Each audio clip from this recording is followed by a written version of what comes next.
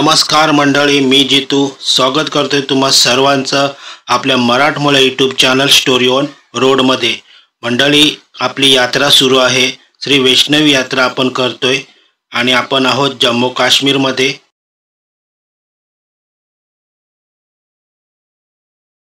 आम्ही इथे नाश्ता करायला आलो आहे। आम्ही बसतात इथे नाश्ता करायला।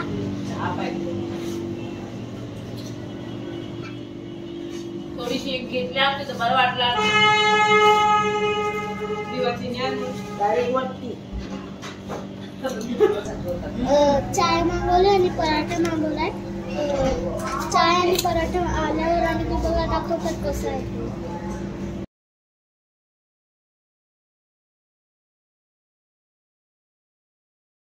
मंडळी, जम्मू पासून 140 किलोमीटर आणि कटरा पासून 70 किलोमीटर अंतरावर स्थित शिवखोरी हे ठिकाण आहे। शतकापूर्वीचे भगवान शिवांचे गुफा मंदिर तेथे आहे। तर मित्रांनो, आज आमचा प्रवास शिवखोरी येथेच होणार आहे। तर आम्ही बसने न जाता टॅक्सीने जाणार आहोत। आम्ही 4000 रुपयामध्ये टॅक्सी बुक केलेली आहे। कारण जर आपण बसने जात आहेत तर वेळेनुसार आपल्याला जायचं आहे। जर आपण बसने जात असाल तर निहारिका भवन यांच्या पाठीमागे आहे जुनं बस स्टॉप, तेथून आपल्याला ह्या बस मिळतील। बसवाले आपल्याकडून 250 रुपये घेतात आणि शिवखोरी हे 70 किलोमीटरचं असल्याकारणाने आपल्याला तिथे जाण्यासाठी 4 ते 5 तास लागतात आणि हा पूर्ण प्रवास 12 तासाचा असतो।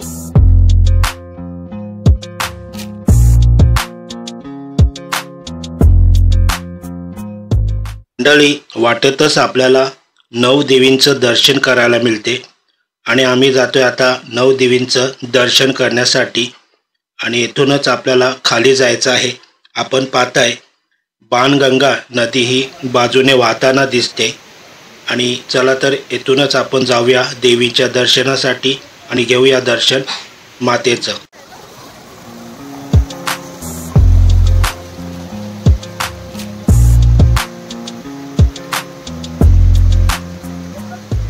तर पोचलोय मित्रांनो आता मंदिराजवळ आणि हे मंदिर आपण पाहतोय 9 देवींचं। या एकाच मंदिरात 9 देवी विराजमान आहेत।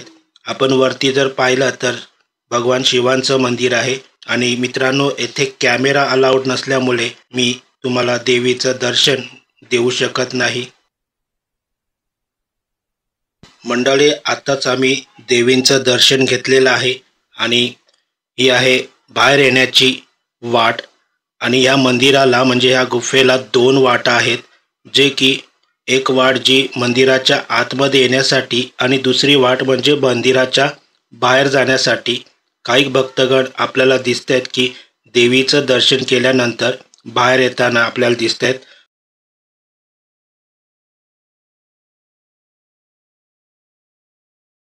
मंडळी, 9 देवींची कहाणी अशी सांगितली जाते की श्री श्रीधर पंडित हे श्री वैष्णव मातेचे खूप मोठे भक्त होते आणि त्यांना 9 कन्येचं पूजन करायचे होते, परंतु भैरवनाथाच्या भीतीने कोणीही गावकरी त्यांच्या घरी आपल्या मुलींना पाठवत नसे। म्हणून वैष्णवी मातेने त्यांच्यावर कृपा केली आणि 9 देवी कन्या रूपात श्री श्रीधर पंडित यांच्या घरी आल्या आणि श्री श्रीधर पंडित आणि त्यांच्या पत्नीने त्यांचं पूजन केले।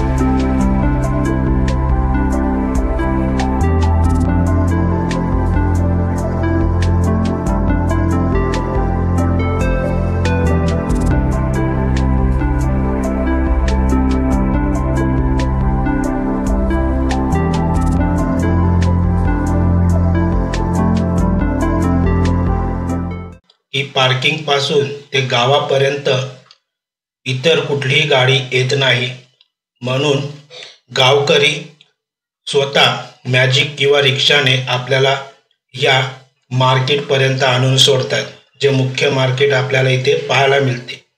तर प्रति व्यक्तीचे 20 रुपये इथे घेतले जातात।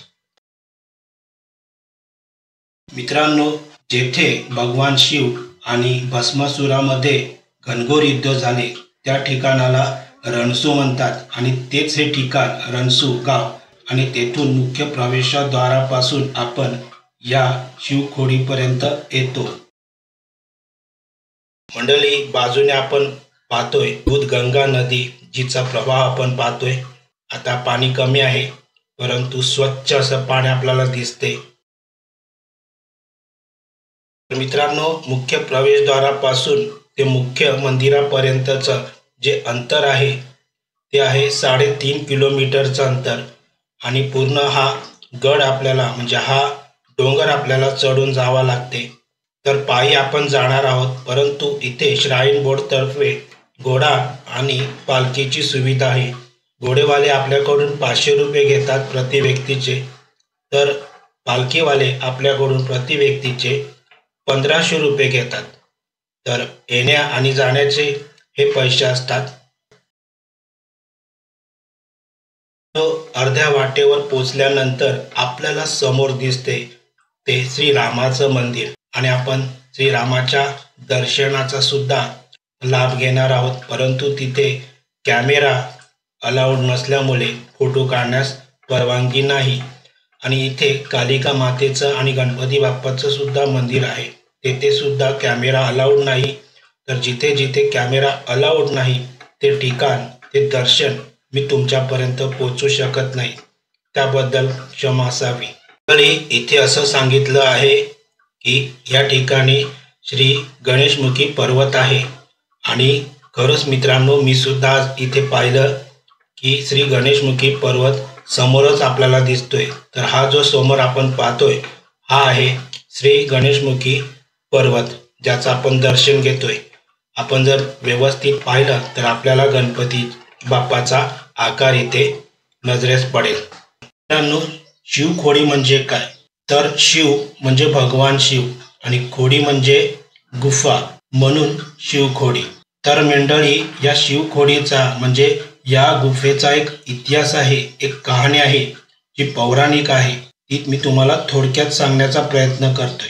तर मंडळी, भस्मासूर नावाचा एक राक्षस होता। त्याने खूप तपस्या करून भगवान शिवांना प्रसन्न केले आणि त्यांच्याजवळ अमर होण्याचा वरदान मागितले, परंतु भगवान शिवांनी सांगितले की प्रकृतीच्या नियमाविरुद्ध जाऊन मी तुला हा वर देऊ शकत नाही, तू ह्याच्या व्यतिरिक्त आणखीन काहीतरी माग। तर त्याने चालाखीने असा वर मागितला की मी ज्या जीवावर, ज्या गोष्टीवर हात ठेवीन तो जीव नष्ट होईल, तो भस्म होईल, असा वर मला द्या। भगवान शिव हे भोलेनाथ, त्यांनी हा वर त्याला दिला आणि हा वर मिळाल्याच हा खूप गर्विष्ठ झाला, स्वतःला शक्तिशाली समजू लागला। पुढे या भस्मासुराच्या मनात शक होता की हा वर देवाने त्याला दिलाय की नाही हे पाहण्यासाठी पुढे त्याला असं वाटलं की देवाने माझ्यासोबत छळ केला असेल तर देव सुद्धा भस्म व्हायला पाहिजेत। परंतु हे पाहण्यासाठी तो देवांच्या पाठी लागला आणि असं करता करता तो कैलास पर्वतावर गेला, परंतु भगवान शिवांना याचा खूप राग आला आणि दोघांमध्ये खूप मोठं युद्ध झाले। परंतु भगवान शिवांना समजले की जर याने माझ्यावर हात ठेवला तर हा मला भस्म करून टाकेल, म्हणून भगवान शिवाने आपल्या त्रिशूळने एका डोंगरावर प्रहार केला आणि त्या डोंगरावर एक मोठी गुफा तयार झाली त्या डोंगराच्या आतमध्ये, आणि त्यालाच आपण खोडी म्हणतोय। नंतर भगवान शिव आपल्या सर्व परिवारासोबत या गुफेत राहू लागले। काही काळ राहिल्यानंतर भगवान विष्णूने मोहिनी रूप धारण करून भस्मासुराचा वध केला। तर अशी आहे या गुफेची कहाणी। मंडळी, आपल्यासोबत आहेत आमचे मामा आणि मामी। आणि आमचे काका हे अनेक वर्ष इथे दर्शनासाठी येतात. दरवर्षी येतो. 5-6 वर्ष झाली. जाम मजा येतो, आनंद होतो. कसं वाटलं दर्शन घेऊन? मस्त, एकदम चांगलं झालं, एकदम आनंद. चांगलं वाटते, असं वाटतं परत या. मी बोलतो मधु गोळीच्या त्याच्याने आलो आम्ही, त्याच्यासोबत आलो आणि शिवखोरी, वैष्णोदेवी सर्व पदयात्रेने केले. गोडीवर नाही केले, काय सर्व चालत पदयात्रा केले असतात. खालपासून वरपर्यंत गेलो, वरपासून खाली आलो. तरी आमचे मामा होते जे अनेक वर्ष इथे दर्शनासाठी येतात. आपण पाहताय ही मोठी लाईन. आता जरा गर्दी झालेली आहे, त्यामुळे इथे हेच ते ठिकाण जे आपण आता मोठा पर्वत पाहतोय आणि ह्या पर्वताच्या आत आहे मोठी अशी गुफा, जेथे मुख्य दर्शन आपल्याला भगवान शिवांचं होते. भगवान शिव हे पिंडी स्वरूपात तेथे विराजमान आहेत. भगवान शिव आणि माता पार्वती एक रूप झाल्याचं ह्या मंदिरात, या गुफेत आपल्याला दिसते, ज्याला अर्धनारीश्वर असं म्हटलं जाते. येथेच आपल्याला 12 ज्योतिर्लिंगांचं दर्शन होते. तसेच 33 कोटी देवांचं सुद्धा याच ठिकाणी आपल्याला दर्शन होते. मित्रांनो, येथूनच एक गुप्त वाट आहे, जी वाट अंबरनाथ गुफेपर्यंत जाण्याकरिता आहे. तर मंडळी, ही अत्यंत सुंदर आणि खूप छान अशी गुफा असून या गुफेत 2 वाटा आहेत. मुख्य वाट जी जुनी वाट, जी अद्यापही लोकांना खूप आवडते तेथून जायला, परंतु काही लोकांना तेथून जाणं अशक्य असते. म्हणून श्राईन बोर्डतर्फे येथे आणखीन एक गुफा तयार करण्यात आलेली आहे. तेथून कुणीही जाऊ शकतात, कारण आजारी किंवा वृद्ध व्यक्तींना या गुफेतून जाण्यास त्रास होतो. म्हणून श्राईन बोर्डतर्फे ही गुफा नंबर 2 तयार करण्यात आलेली आहे. परंतु काही लोक इथे VIP दर्शन देण्याचं सांगतात आणि भक्तांकडून पैसे घेतात. तर अशा लोकांपासून सावध राहा, कारण गुफा नंबर 2 मध्ये जाण्याची कोणतीच अशी फी नाही आहे. ते फ्री दर्शन आहे. तिथे कुठलंच VIP दर्शन नसून आपण सुद्धा तेथे जाऊन दर्शन करू शकता. तर अशा लोकांपासून कृपया सावध राहा. तर चला मंडळी, कसा वाटला आजचा हा व्हिडिओ हे नक्की कळवा. आणि काही कारणास्तव आजचा हा व्हिडिओ तुम्हाला जर आवडला असेल तर लाईक आणि शेअर करा. मित्रांनो, असेच नवीन व्हिडिओ पाहण्यासाठी आपल्या चॅनलला सबस्क्राईब करा. तर परतीचा प्रवास हा आपला होणार आहे, तो सुद्धा आपण पाहणार आहोत.